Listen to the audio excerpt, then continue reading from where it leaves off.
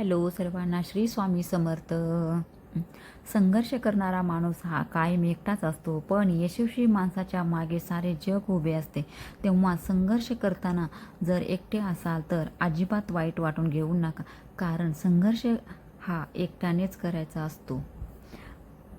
बघा, आम्ही ना सासूना आज भाजीपाला आणायला गेलो. तो भाजीपाला आज 8-15 दिवसाचा तर आम्ही घेऊन आलोत.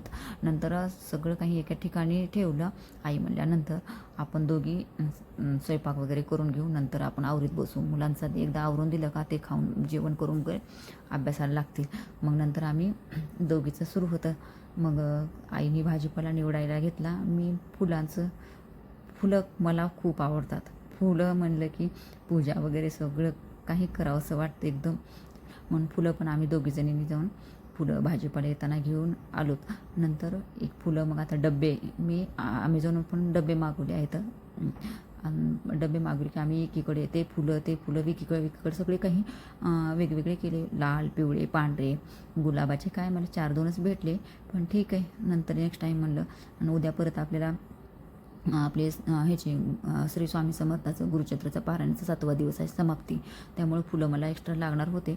आणि उद्या शिवरात्री पण आहे, प्रदोष पण आहे, आणि त्यामुळं फुलं लागण्याची शक्यता होती. म्हणून मी पांढरी पण फुलं येताना घेऊन आले आणि ते सगळे आज डब्यात भरून ठेवले.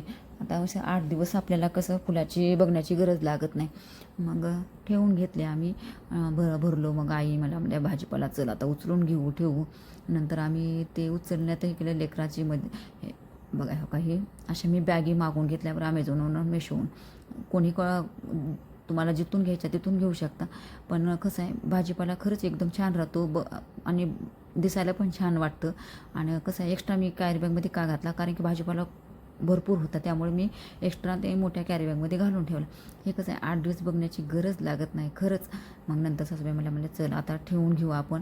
मग आई ठेवायला सुरुवात केली. मग मी पण उचलून त्यांना हाताखाली तिकडे दिले की मग नंतर मी फुलाचे बॉक्स वगैरे आपलं जिथल्या तिथं ठेवून दिलं, कारण की सकाळी आपल्याला शोधण्याची गरज लागत नाही. मग हे आमचं हेच ठेवण्याची सुरुवात होती. हे लेकरं मध्येच काहीतरी सुरू असतं.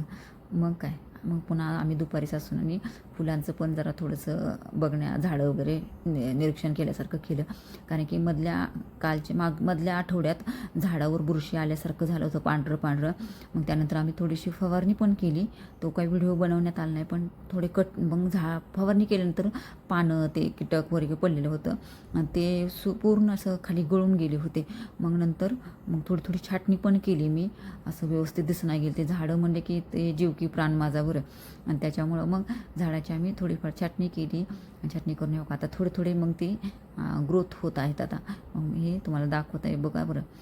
हो का, हे झाडं हे जास्वंदीचे झाडं, हो का हे पण जास्वंदीचे केशरी, एक लाल, असे 4-5 नमुन्याचे मी जास्वंदीचे झाडं लावलेले आहेत. कारण की हे फुलं का येतात, पण ठीक आहे, झाडं असलेले फुलं देऊ किंवा न देऊ, पण झाडं असलेले खरंच मनाला समाधान वाटतं.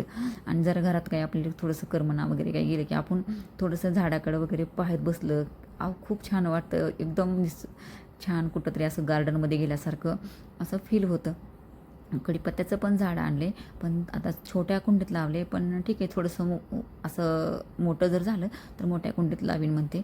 आता सध्या तर आहे हे बघा, हो काही छोटी जास्वंदी अशी 5 पानाची आहे. ह्याला पण खूप बुरशी आल्यासारखं झालं होतं, ते पांढरं. ह्याची पण छाटणी केली. पण ठीक आहे, हो का आता थोडे असे ते मूळ वगैरे येत आहेत. बघू आता. पुन्हा नंतर काय म्हणतात, गुलाबाचं केशरी गुलाब पण खूप छान आलं आहे. आता हे त्याची ग्रोथ होत आहे. आता नंतर बघू.